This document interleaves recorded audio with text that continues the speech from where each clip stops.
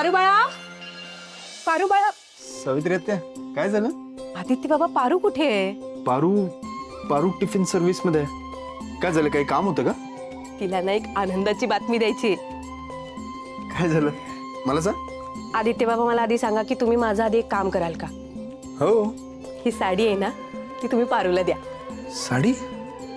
असं का अचानक? ही साडी कोणी दिली माहितीये का? कोणी? अहिल्या मॅडमनी. हा?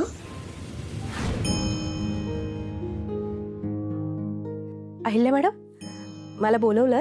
हो, आपल्या घरात हळदी कुंकवाचा कार्यक्रम करायचा आहे. बरं झालं मॅडम, तुम्ही हळदी कुंकवाचा कार्यक्रम ठेवला. आपल्या घरावरचं संकट दूर होईल याची खात्री वाटते मला. आणि मला आपल्या घरातल्या रीतीभाती सुद्धा सोडायच्या नाहीयेत. त्यामुळे आज या हळदी कुंकवाच्या कार्यक्रमाच्या तयारीकडे तू वैयक्तिक लक्ष द्यायचंयस, कळलं? काळजी करू नका मॅडम, मी स्वतः जातीने लक्ष देईन. हळदी कुंकवाचा कार्यक्रम अतिशय छान प्रकारे पार पडेल. खात्री आहे मला. आणि हो, तिला सुद्धा तयार राहायला सांग. अहिल्या मॅडम? तिला म्हणजे कोणाला? तिला म्हणजे पारूला. अहिल्या मॅडम, तुम्ही चक्क पारूला हळदी कुंकवासाठी तयार व्हायला सांगताय? हो, कारण कोणा एकामुळे मला सणाला गालबोट लागलेलं नकोय.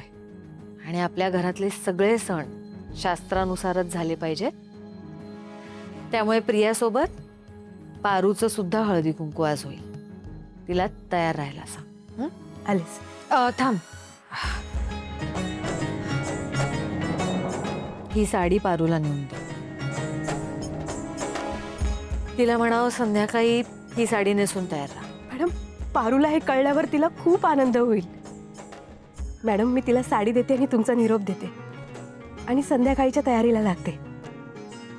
आले.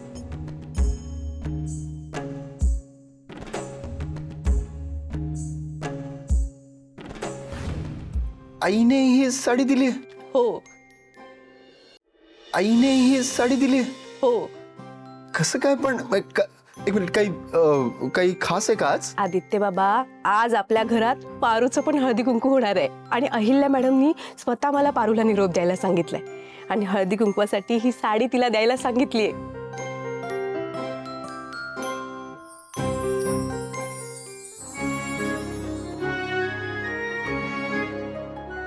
आईने चक्क ही साडी पारूसाठी दिली?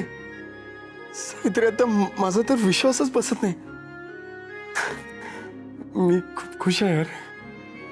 सावित्री आत्या, असंच जर चालू राहिलं ना तर आई लवकरच पारूचा सून म्हणून स्वीकार करेल.